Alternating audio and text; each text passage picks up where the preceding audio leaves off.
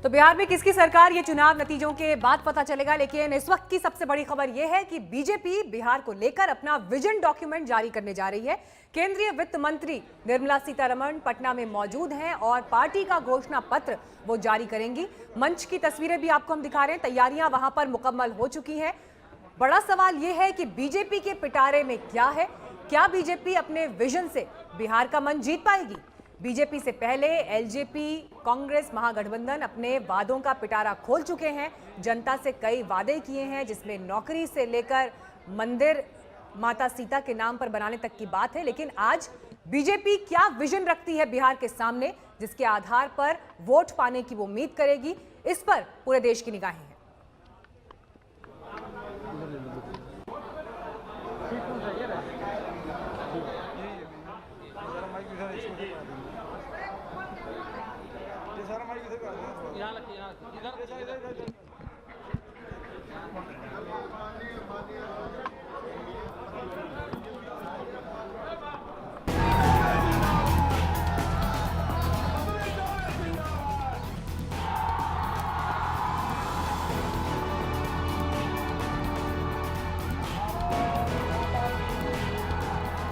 बिहार चुनाव के लिए बीजेपी ने पूरी ताकत झोंक दी है। ताबड़तोड़ रैलियां हो रही हैं। योगी से लेकर राजनाथ सिंह तक महागठबंधन की पोल खोल रहे हैं। वीडियो पर वीडियो जारी किए जा रहे हैं। भाभी भैया दीदी चाची हो, दादा दादी हो, फिर से बीजेपी पे आशीर्वाद बनाओ ये भैया, अपने एनडीए के संगे कदम बढ़ाओ ये भैया। कल से प्रधानमंत्री मोदी भी प्रचार में उतरेंगे, लेकिन उससे पहले बीजेपी आज अपना विजन डॉक्यूमेंट जारी करेगी। बीजेपी के घोषणा पत्र यानी विजन डॉक्यूमेंट में किन किन वादों पर जोर होगा, इसका अंदाजा इस बात से लगाया जा सकता है कि इसे जारी करने की जिम्मेदारी वित्त मंत्री निर्मला सीतारमण को दी गई है।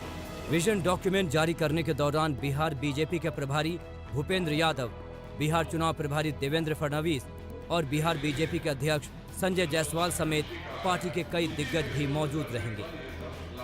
भारत के यशस्वी प्रधानमंत्री माननीय नरेंद्र मोदी जी के आत्मनिर्भर भारत के संकल्प के साथ बिहार आत्मनिर्भर बनेगा। उस आत्मनिर्भर बिहार में औद्योगिक क्रांति होगी, हरित क्रांति होगी, श्वेत क्रांति होगी, नीली क्रांति होगी और करोड़ों करोड़ नौजवानों को रोजगार मिलेगा। बीजेपी से पहले चिराग पासवान ने पार्टी का विजन डॉक्यूमेंट जारी किया, लेकिन चुनाव प्रचार को जज्बाती रंग देने से नहीं चूके। एलजेपी के अध्यक्ष ने मां के हाथों से दही खाया, पांव छुए, पिता की तस्वीर पर माला चढ़ाई और फिर बिहार की जनता के नाम वादों की फहरिस्त जारी कर दी। बिहार विकास की राह पर अब आगे चलने के लिए तैयार है। लोग जागरूक हैं और बिहार फर्स्ट, बिहारी फर्स्ट इस बार जीत कर रहेगा। और इस बार जो सरकार होगी वो सही मायनों में प्रधानमंत्री जी की सोच वाली सरकार होगी, बिहार की विकास वाली सरकार। वहीं महागठबंधन में शामिल कांग्रेस ने भी बुधवार को बिहार चुनाव के लिए अपना घोषणा पत्र जारी कर दिया। मैनिफेस्टो में पार्टी ने अपने तमाम भूले बिसरे नेताओं के नाम पर भी कई योजनाओं का ऐलान किया है, जिसमें सरदार पटेल भी हैं और राजेंद्र प्रसाद भी। एलजेपी ने युवाओं के लिए वादे पर वादे किए तो कांग्रेस ने किसानों के लिए वादों की झड़ियां लगा दी। अब देखने वाली बात होगी कि बीजेपी वादों का कौन सा पिटारा खोलती है। दिल्ली से हिमांशु मिश्रा के साथ आज तक ब्यूरो। तो जैसे ही पटना में हलचल होगी और विजन डॉक्यूमेंट रिलीज होगा, आपको हम वहां भी ले चलेंगे। लेकिन इस बीच बात इस पर भी होगी कि बीजेपी के विजन डॉक्यूमेंट से बिहार क्या उम्मीद कर रहा है। और दूसरी बड़ी बात है कि जिस तरह के बयान बीते दिन दिखाई दिए हैं, क्योंकि मुख्यमंत्री योगी आदित्यनाथ भी प्रचार के लिए मैदान पर हैं, तो उन बयानों का क्या मतलब इन चुनावों में निकल रहा है। खास मेहमान जुड़ गए हैं चर्चा में हमारे साथ। जेडीयू से राजीव रंजन जी हमारे साथ जुड़ गए हैं, बीजेपी से गुरु प्रकाश जी हमारे साथ मौजूद हैं और आरजेडी से महासचिव और प्रवक्ता चितरंजन गगन हमारे साथ मौजूद हैं। आप सभी का बहुत बहुत स्वागत है। शुरुआत गुरु प्रकाश जी आपसे ही मैं करूंगी। बिहार इस वक्त नजरें टिकाए बैठा है पटना में। निर्मला सीतारमण रिलीज करने वाली हैं विजन डॉक्यूमेंट, लेकिन एक आश्चर्य जरूर इस बात पर होता है, 5 दिन बाद वोटिंग होनी है। 5 दिन पहले विजन डॉक्यूमेंट अगर रिलीज हो रहा है, इतने कम समय में बिहार की जनता कैसे ये समझेगी कि आप उन्हें क्या दशा दिशा और वादों का क्या स्वरूप उनके सामने रखने वाले हैं? नहीं, देखिए मीनाक्षी जी, ऐसा है कि मैं बीजेपी का प्रवक्ता होने के साथ साथ यहाँ पटना विश्वविद्यालय में असिस्टेंट प्रोफेसर भी हूँ और लगभग डेली बेसिस पे 200 युवाओं से एक संवाद करता रहता हूँ। आज का जो बिहार का युवा है वो महत्वाकांक्षी युवा है। उसके सामने पुरानी बातें, जात पात, धर्म कर्म नहीं चलने वाला है। और CSDS का एक रिसेंट ओपिनियन पोल आया था, उसका एक डेटा मैं आपके सामने साझा करना चाहूंगा। 29% लोगों ने, गौर फरमाइएगा, 29% लोगों ने कहा है कि विकास इन चुनावों में मुद्दा है। 2014 के बाद से किस प्रकार राजनीति ने एक टर्निंग पॉइंट लिया है और विकास को एक चुनावी मुद्दा माना है। इसी बिहार में 20 वर्ष पहले तक तमाम तरह की जातिगत टिप्पणियां, धर्म पे आधारित टिप्पणियां, बुरा बाल काट डालो और कास्ट के नाम पे पोलराइजेशन मुद्दा था। आज पहली बार रिपोर्ट कार्ड की राजनीति, आंकड़ों की राजनीति, परफॉर्मेंस रिपोर्ट की राजनीति बिहार देख रहा है और बिहार इस बात से खुश है। पिछले 15 वर्षों में हम लोगों ने क्या किया? जो बुनियादी सुविधाएं हैं, बिजली, सड़क, पानी के आगे बढ़कर की, मैं तो विपक्ष को चुनौती देता हूं कि बिजली, सड़क, पानी के नाम पे वो चुनाव में जाके दिखा दे। 2005 में लॉ एंड ऑर्डर की क्या स्थिति थी आप देख सकती हैं। आज नेशनल क्राइम रिकॉर्ड्स ब्यूरो में बिहार 23वें नंबर पे है। इंफ्रास्ट्रक्चर, इन्वेस्टमेंट, इंस्टीट्यूशन बिल्डिंग, दो केंद्रीय विश्वविद्यालय, एक नालंदा इंटरनेशनल यूनिवर्सिटी आज राजगीर में शुरू हो गया है, जहां 20 से अधिक देशों से बच्चे पढ़ने आते हैं। पुराना बिहार, मैं तो यहाँ बड़ा हुआ हूँ और मुझे आज भी याद है मीनाक्षी जी कि मेरी नानी कहा करती थी कि बाहर मत निकलो, लकड़ सूंघा लेकर के चला जाएगा। ये लकड़ सूंघा कोई और नहीं होता था, किडनैपर होता था, क्रिमिनल होता था, जो पटना की सड़कों पर घूमता रहता था। आज पटना की सड़कें महफूज हैं। आप रात के 10 बजे भी यहाँ देख लीजिए, चहलकदमी होती है। तो जो आमूलचूल परिवर्तन बिहार ने देखा है वो किसी और प्रदेश ने शायद नहीं देखा होगा। गुरु प्रकाश जी, अगर विकास ही कसौटी है, अगर आप अपने रिपोर्ट कार्ड की कसौटी को विकास ही बता रहे हैं, तो मुख्यमंत्री योगी आदित्यनाथ जब वहां पर चुनाव प्रचार में सभाओं में जा रहे हैं तो वो ये क्यों कह रहे हैं कि कश्मीर में अब भोजपुर के लोग जमीन खरीद सकते हैं? वो ये क्यों कह रहे हैं कि लेफ्ट पार्टी कांग्रेस ये आतंकवादी, नक्सली, टुकड़े टुकड़े गैंग को सपोर्ट करते हैं? इन बातों का क्या मतलब है? फिर विकास की बात होनी चाहिए ना। नहीं तो ऐसा है मीनाक्षी जी, कश्मीर में धारा 370 का जो एक व्यवहारिक पक्ष है वो तो आप जानते ही हैं। धारा 370 की वजह से जम्मू में रहने वाले वाल्मीकि परिवार 3 पीढ़ी से, वो चाहे PhD हो, मास्टर्स हो, वो सफाई कर्मचारी के आगे किसी प्रकार की नौकरी ले नहीं सकता था। तो अगर ऐसा परिवर्तन आया है, वहां की महिलाओं की स्थिति अच्छी हुई है, वहां के शेड्यूल ट्राइब्स की स्थिति अच्छी हुई है, वहां के दलितों की स्थिति अच्छी हुई, तो उसकी चर्चा करने में क्या दिक्कत है? आपको चर्चा होनी चाहिए, बिल्कुल होनी चाहिए। भोजपुर में बैठकर की बात है, भोजपुर में मौजूद होकर बात हो रही है कश्मीर में जमीन खरीदने की। भोजपुर को लेकर मेरे पास आंकड़े मौजूद हैं, बल्कि भोजपुर की क्या, अगर पूरे बिहार की बात की जाए, प्रति व्यक्ति आय बिहार में सबसे कम है, पूरे देश में सबसे कम है, 43,000 रुपए। कैसे भोजपुर का व्यक्ति जमीन खरीद लेगा कश्मीर में? पहली बात। दूसरी बात, भोजपुर जितना पिछड़ा इलाका है, अभी भी सेंटर से फंड मिलता है, तो कैसे, किस आधार पर? कितने गंभीर है योगी आदित्यनाथ, बड़े नेता हैं पार्टी के, जब वो ये बयान दे रहे हैं, कितनी गंभीरता से इस बयान को लिया जाए? नहीं, बिल्कुल मीनाक्षी जी, अच्छा किया आपने आंकड़ों की बात की है। 2005 से लेकर के 2020 तक 73 वर्षों में 55 वर्षों तक कांग्रेस और उनके साथी दलों का शासन रहा है। 2005 में इन्फेंट मोर्टेलिटी रेट, शिशु मृत्यु दर 61 था, ये 30 हो गया है। मैटरनल मोर्टेलिटी रेट जो 2004 में 312 था, वो 140 हो गया है। उज्ज्वला के माध्यम से 85 लाख महिलाओं तक गैस सिलेंडर पहुंचा है। डकैती के मामले में बताता हूं आपको, 2001 में 1300 थे, वो 2020 में 300 हो गया है। लॉ एंड ऑर्डर एक मुद्दा है कि नहीं है? लॉ एंड ऑर्डर, डेवलपमेंट सब इंटरकनेक्टेड है, सब इंटीग्रेटेड है। मैं ये नहीं कह रहा हूँ कि स्वर्णिम काल आ गया है, लेकिन आने वाले 5 वर्षों में आप देखिएगा, जिस नारे को लेकर के हम चुनाव में जा रहे हैं, जन जन की पुकार, आत्मनिर्भर बिहार, ये हमारे लिए नारा मात्र नहीं है, एक प्रतिबद्धता है। और आप देखेंगे कि 10 नवंबर को जब एनडीए 2 तिहाई बहुमत के साथ जीतेगा और नीतीश कुमार दोबारा मुख्यमंत्री पद की शपथ लेंगे, तो हम ये सुनिश्चित करेंगे कि बिहार आत्मनिर्भर बिहार बने। चलिए चितरंजन जी, गुरु प्रकाश जी कह रहे हैं बिहार में पिछला जो उनका शासन रहा है, जो इस समय का वर्तमान शासन रहा है, बहुत बढ़िया रहा है, विकास के लिए उन्होंने तमाम काम किए हैं और रिपोर्ट कार्ड रिलीज किया है, जिसमें हालांकि शुरुआती 3 बातें तो राम मंदिर, आर्टिकल 370 को लेकर जो बीजेपी की वैचारिक पृष्ठभूमि है उसकी बातें हैं, उसके आगे फिर उसमें निर्माण कार्य क्या हुए उनका जिक्र है। लेकिन आज आप क्या उम्मीद कर रहे हैं? आपकी तुलना तो वो कर रहे हैं टुकड़े टुकड़े गैंग से जुड़े हुए हैं, उनको सपोर्ट करते हैं। मीनाक्षी जी, अगर इनके पास कुछ रहता तो 15 साल पहले की कथा कहानी सुनाने की जरूरत नहीं पड़ती। 2005 में जब राष्ट्रीय जनता दल की सरकार के बाद इनकी सरकार बनी 2005 में, तो 2005 में बिहार जहां थी आज उससे भी पीछे खसक गई है। यह कह रहे हैं क्राइम के मामले में आज बिहार जो है सो 23वें स्थान पर है, लेकिन 2005 में जब राष्ट्रीय जनता दल की सरकार थी उस समय बिहार 17वें स्थान पर था। बेरोजगारी का मामला देख लीजिए, किसी भी क्षेत्र की बात करते जो भी इनका विकास है कागज के पन्नों पर, सरजमीन पर कहीं भी स्थिति नहीं है। और इसीलिए ये लोग ये योगी आदित्यनाथ और भूतनाथ कौरनाथ को बुला रहे हैं। इसीलिए अगर इनमें अगर विकास किए हुए रहते तो आज जो है सो प्रधानमंत्री जी को बिहार में 23 सभा को संबोधित करने की आवश्यकता नहीं पड़ती। आज योगी आदित्यनाथ को यहाँ आने की जरूरत नहीं पड़ती। इनके 6 मुख्यमंत्री बिहार में आए हुए हैं। एक तेजस्वी यादव को घेरने के लिए एक हेलीकॉप्टर पर इनका जो है सो 35 हेलीकॉप्टर यहाँ पर लैंड कर गई है। तो यह स्थिति है। इनके उम्मीदवार जाते हैं लोगों के बीच में, लोग खदेड़ रहा है, बोलने का मौका नहीं दे रहा है।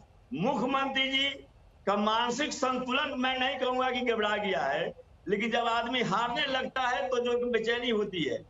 नीतीश जी ऐसे शांत और सौम्य स्वभाव के व्यक्ति भी अब इतना रिएक्शन में आ जा रहे हैं कि उनको आभास हो रहा है कि जनता जी जनता विरोध में उतर गई है। और तेजस्वी जी की मीटिंग में आप देख रहे हैं एक अकेले तेजस्वी घूम रहे हैं और जिस जंग से जनता का हुजूम उनको और सभी जाति सभी वर्ग के लोग उनके बातों को सुनने के लिए लोग आ रहा है। अब उसके बाद में इतनी छटपटाहट इतनी बेचैनी में ये लोग हैं। अब लोग कह रहे हैं कि हम यह करेंगे वह करेंगे। 15 साल आपने क्या किया? ठीक है, आपके पास लौट रहे हैं चितरंजन जी। इस बीच एक पोस्टर भी हम दिखा रहे थे जो रिलीज किया गया आरजेडी की तरफ से, लेकिन तेजस्वी यादव कुछ कह रहे हैं, पहले सुन लेते हैं एक बार। नौकरी देंगे, भत्ता देंगे, बेरोजगारी भत्ता देंगे, मतलब दोनों बात कह रहे हैं। क्लियर उनका स्टेटमेंट नहीं आ रहा। अगर बिहार सरकार के पास पैसा नहीं है तो आपने 15 साल क्या किया? सृजन घोटाले में लुटाया, 60 घोटालों में लुटाया। हम स्पष्ट रूप से कहना चाहते हैं कि बिहार का बजट, लोग हमसे सवाल पूछते हैं, मेरा दायित्व है लोगों को बताना कि 2,11,000 करोड़ का पिछले बार का बिहार सरकार का बजट था। 2011 करोड़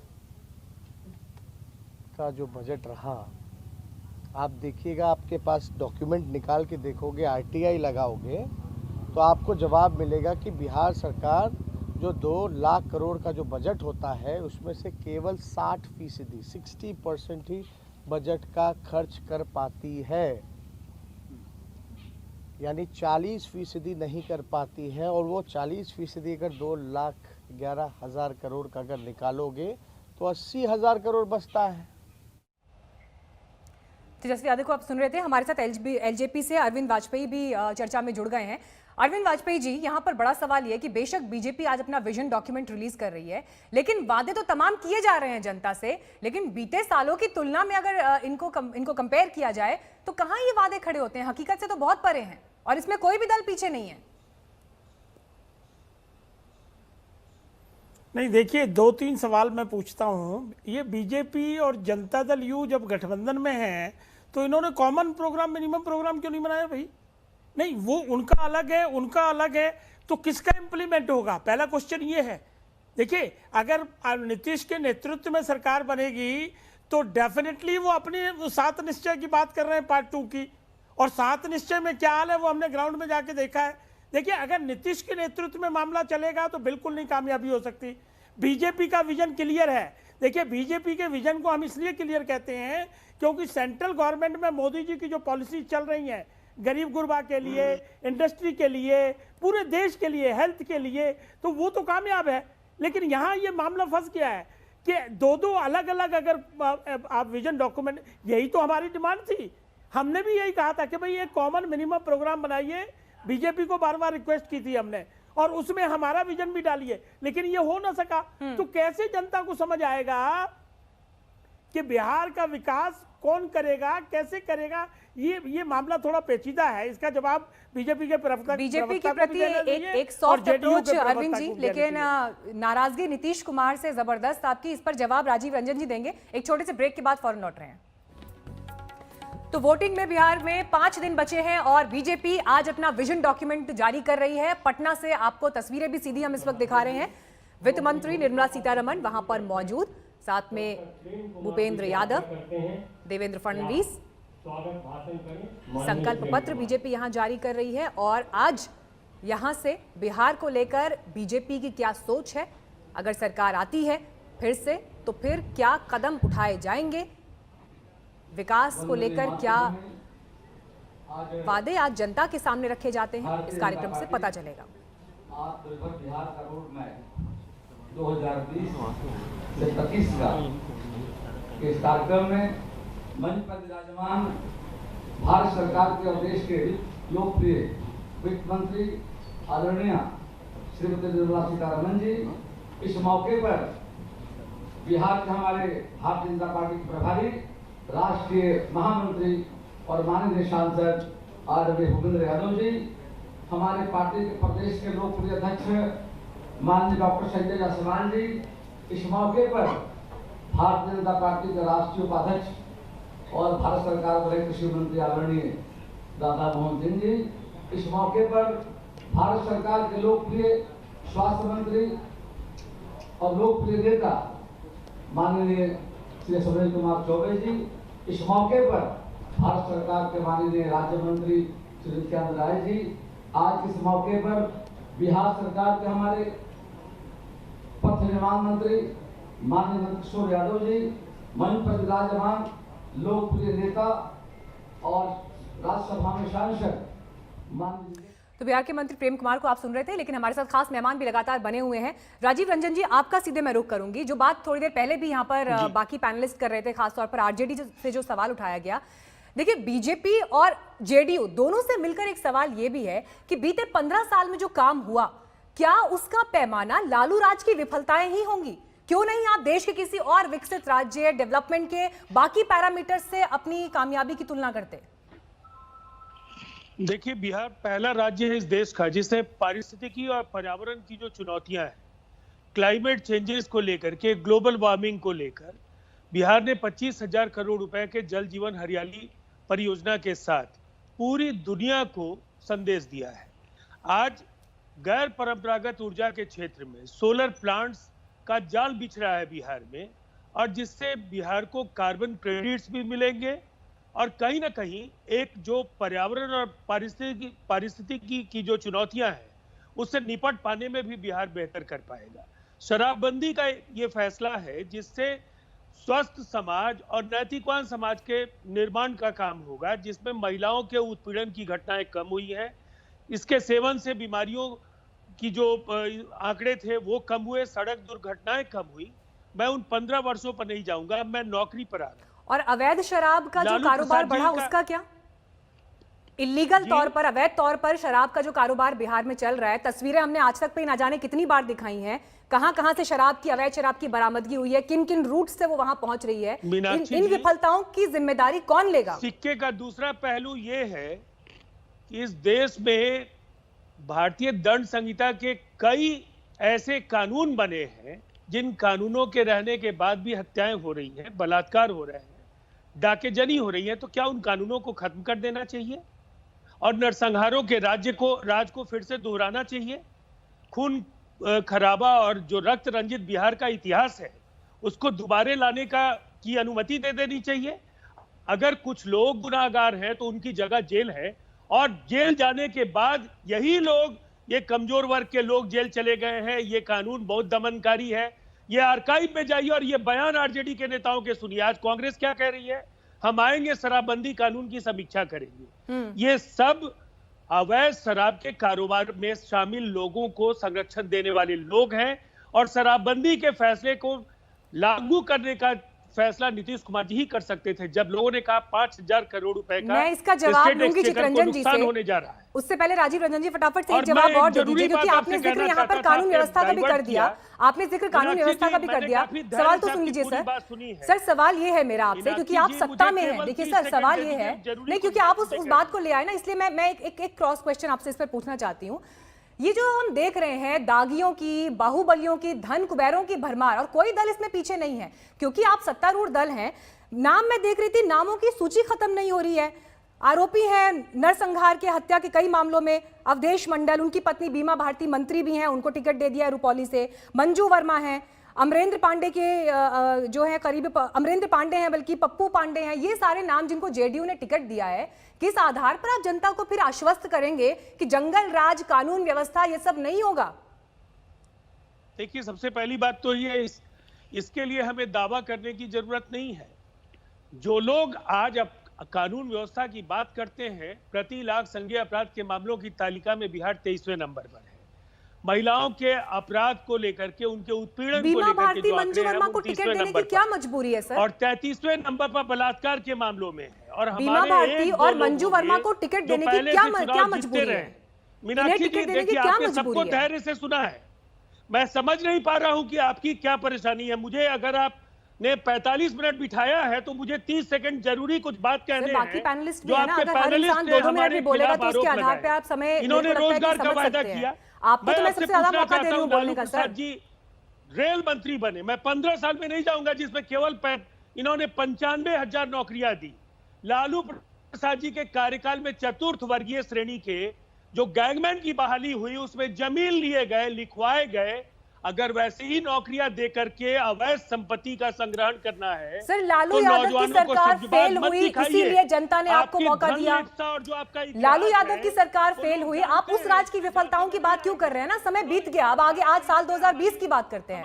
आपको मौका 15 साल इसीलिए दिया ना। जाना जाएगा मीनाक्षी जी कि उन 18 महीनों में अपने बंगले के सजावट पर इन्होंने करोड़ों रुपए खर्च कर दिए और इनके कोटे के लगभग आधे मंत्री थे सरकार में। चितरंजन जी, उन मंत्रियों ने कितनी नौकरियां दी इस पर व्हाइट पेपर? राजीव रंजन जी, मुझे ये बात समझ में नहीं आ रही है। आपने अपनी कामयाबी का पैरामीटर लालू यादव की सरकार के विफलताओं को, फेलियर को क्यों रखा है? यादव की सरकार नहीं का सर, विजन डॉक्यूमेंट जारी हो रहा है आज।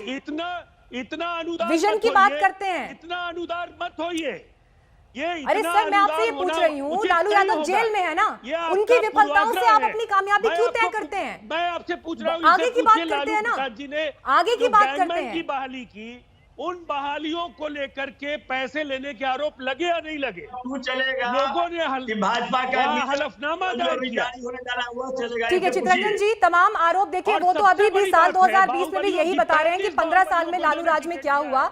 लेकिन जिस बात से शुरुआत मैंने की थी राजीव रंजन जी से सवाल पूछकर, ये दागी, बाहुबली, धन कुबेर, क्यों इनका राज खत्म नहीं होता है जब टिकट बंटवारा होता है? आपकी पार्टी से ही अनंत सिंह को मोकामा से टिकट मिल जाता है, बीना देवी जो रामा सिंह की पत्नी है उनको टिकट मिल जाता है, अरुण यादव की पत्नी किरण देवी है उनको टिकट मिल जाता है। कब तक बिहार ये झेलता रहेगा? मैं कह रहा हूं कि जब अनंत सिंह जनता दल यू से विधायक बने थे, वह दिन भी पाक साहब थे। रामा सिंह के समर्थन से जब केंद्र में सरकार चल रही थी एनडीए की, तो रामा सिंह जो है सो। ठीक है चितरंजन जी, आपको एक सेकंड में रोक रही हूँ क्योंकि पटना से ये तस्वीरें लाइव हम दिखा रहे हैं। विजन डॉक्यूमेंट जारी हो रहा है बीजेपी का। वित्त मंत्री निर्मला सीतारमण इसे रिलीज कर रही हैं। 5 सूत्र, 1 लक्ष्य, 11 संकल्प। प्रधानमंत्री नरेंद्र मोदी की तस्वीर ये आप विजन डॉक्यूमेंट के कवर पर देख रहे हैं, जिसमें 5 सूत्र, 1 लक्ष्य, 11 संकल्पों का जिक्र बीजेपी कर रही है। 28 तारीख को वोटिंग होनी है और उससे पहले आज बीजेपी की लीडरशिप पटना में ये विजन डॉक्यूमेंट रिलीज कर रही है। मित्रों, कुछ ही क्षणों में आपके पास यह मैनिफेस्टो मिल भी जाएगा। अभी हम आग्रह करेंगे शिवानंद जी से इस मैनिफेस्टो का वीडियो प्रस्तुत करें। शिवानंद जी।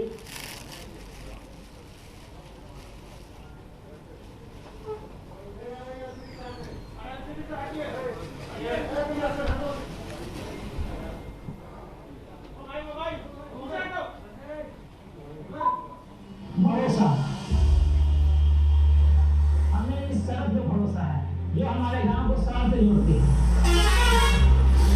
भरोसा तो उसी पर होगा ना जो मन का साफ हो, निस्वार्थ हो, जैसे नरेंद्र मोदी जी हुए। भरोसा तो आंखों पर होता है, जो देखते हैं उसी पर भरोसा होता है। देखो मेरा आंखों में रोशनी। बिहार को भरोसा है, जैसे पिछले 15 सालों में लिए गए संकल्प एक ठोस विकास में परिवर्तित हुए, वैसे ही आगे भी होते रहे, चाहे बजट का 9 गुना बढ़ना हो या फिर प्रति व्यक्ति इनकम का 5 गुना बढ़ना। बिहार के इस रफ्तार को आगे बढ़ाने का दृढ़ संकल्प उठा चुके हैं प्रधानमंत्री मोदी जी। और जब एक संकल्प करोड़ों गरीबों के बैंक अकाउंट खुलवा सकता है, लाखों घरों तक बिजली पहुंचा सकता है, करोड़ों गरीबों का मुफ्त इलाज करवा सकता है, कश्मीर से धारा 370 हटा। तो विजन डॉक्यूमेंट पटना में रिलीज हो रहा है, साथ ही चुनावी वीडियो जो है उसकी तस्वीर भी आप देख रहे थे। लौटते हैं चर्चा पर। चितरंजन जी, सवाल मेरा आपसे भी यही था कि बिहार आखिर क्यों मजबूर है दलों की तरफ से, जहां पर बोलबाला सिर्फ बाहुबलियों का, दबंगों का, धन कुबेरों का ही है। अगर जो लोग दागी हैं वो नहीं लड़ पाएंगे चुनाव तो उनकी पत्नियों को टिकट दे दिया जाएगा।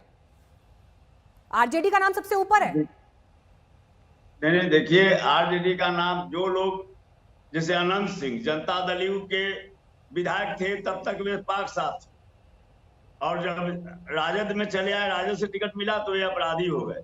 रामा सिंह के समर्थन से, रामा सिंह सांसद के रूप में उनके समर्थन से एनडीए की सरकार चल रही थी। अनंत सिंह को आप दागी मानते हैं या नहीं मानते? पहले मुझे हाँ और ना में इसका जवाब दीजिए। अनंत सिंह को आप दागी मानते हैं या नहीं मानते हैं, हाँ या ना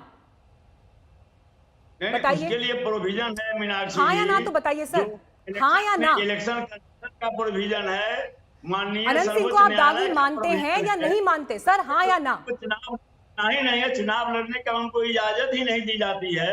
जो लोग ऑलरेडी कन्विक्टेड हैं या उस ढंग से दोष सिद्ध है। चितरंजन जी, सवाल का जवाब दीजिए। अनंत सिंह को आप दागी मानते हैं या नहीं मानते हैं, हाँ या ना?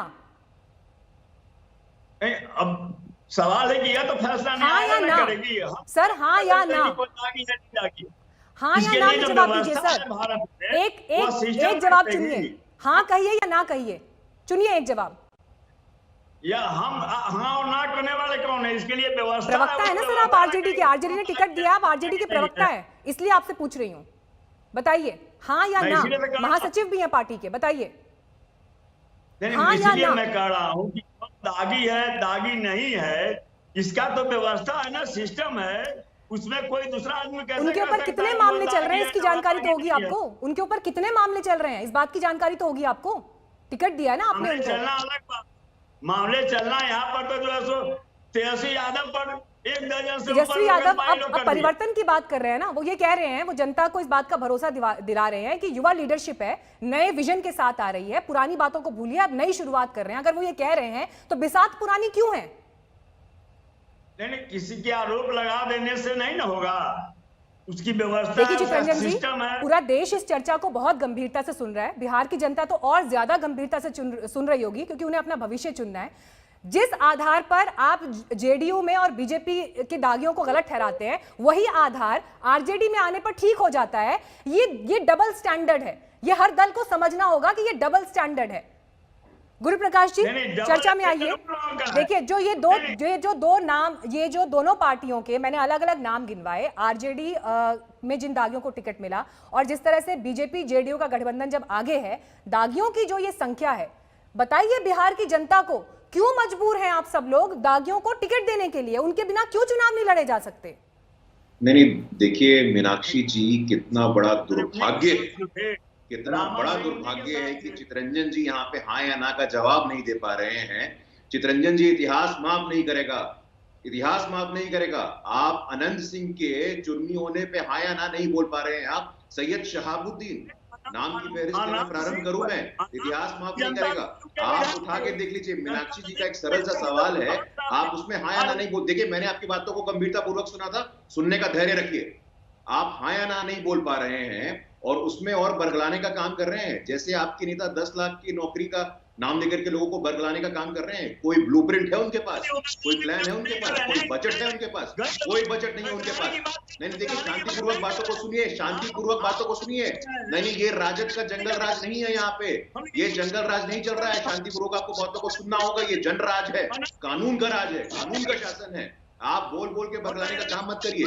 देखिए, बड़ी तस्वीर जो यहाँ से उभरती है, जो बड़ी तस्वीर यहाँ से उभरती है, वो यही उभरती है कि राजनीति में दलों में विचारधारा का सवाल अब कहाँ है, और जो ये एक अवसरवादिता दिखाई देती है, आखिर वो कब जाकर थमेगी।